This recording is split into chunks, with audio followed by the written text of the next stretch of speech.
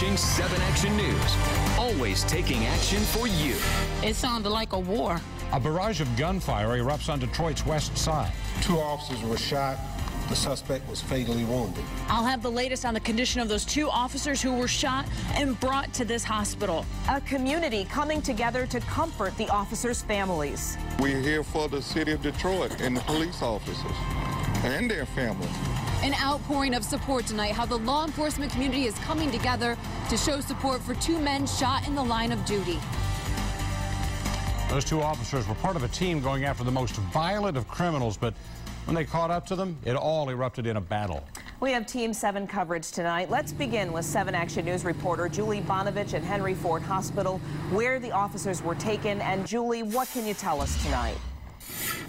Well, Glenda, what we're learning tonight is that the 1 officer who was taken here, sources telling us he was shot in the head. We're told he is coming out of surgery right about now and that he is alive. That 2nd officer, actually a sergeant, and we're told that he was shot in the leg and he also should be going home within 24 hours. So we are right outside of the emergency exit here, the entrance into the hospital, and we've just seen a plethora of cars going in and out all night long. Police officers, commanders, everybody going in and out, a police chaplain, a lot of top brass officials showing up here tonight, understandably so with what happened. Chief Lester Logan spoke at a press conference that was held here around 8:30, and Mayor Dave Bing was alongside him. He didn't speak tonight, but he was there to show his support to this police department. Now, a lot of the police commission also up on stage with them. The trauma surgeons came out and made some brief comments. The 1 officer is in temporary serious condition, and the other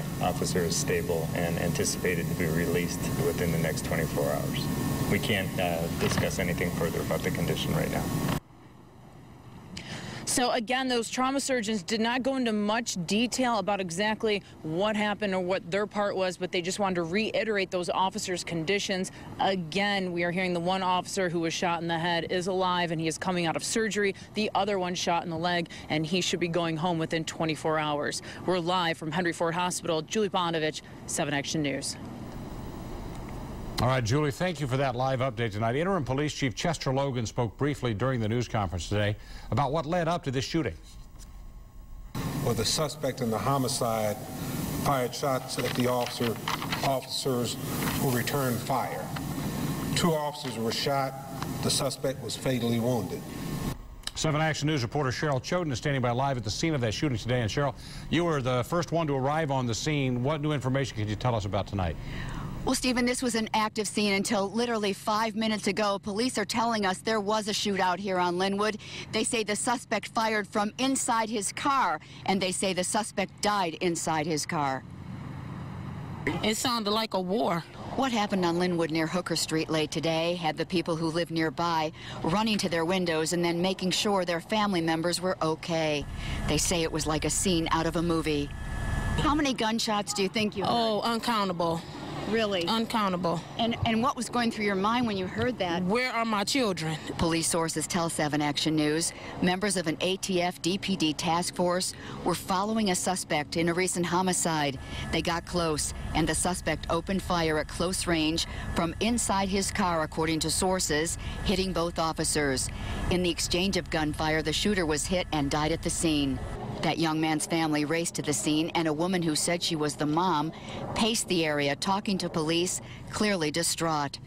Detroit Police, Michigan State Police, and evidence technicians spent hours looking for evidence, doing their jobs while, of course, devastated by what happened here on Linwood. Now, investigators say the suspects they were following were involved in a homicide at a motel on McNichols late last month. In that car they were following were 2 suspects. Of course, the one opened fire, and he is dead tonight. The other suspect, we're told, did run, but he is in custody tonight. Reporting live on the city's west side, I'm Cheryl Choden, 7 Action News. All right, Cheryl, thank you for the live report. We're going to head out now to 7 Action News reporter Kim Russell at Detroit's 10th precinct, where officers are coming together for the families. Kim, what's happening there? We have witnessed an outpouring of support when word got out that 2 men had been shot in the line of duty working to protect and serve. The community responded. First, there were those at home who just started praying. I've heard from them online talking about how they just wanted to send their spiritual wishes to these officers and their families. Then there is the extended law enforcement community. Just one example, Michigan State Police. When this happened, they raced about 90 miles to help get the wife of one of the wounded policemen to her husband's bedside. His injuries severe, and they wanted to get her there as fast as possible. Then there are members of the Detroit Chaplain Corps there now at police precincts across the city, working with those who worked with these officers and those who are just worried about their well-being. It's hard, and we are praying for them, and we have to stay spiritual. And I just want to let them know that they're not out here alone. We need all the spiritual and moral support that we can get to help lift the morale for the city and for the families, because they risk their lives every day for us while we are sleeping. I have spoken to many police officers tonight. They are not going on camera out of respect for the situation, just waiting to see how their fellow officers do, praying for the best.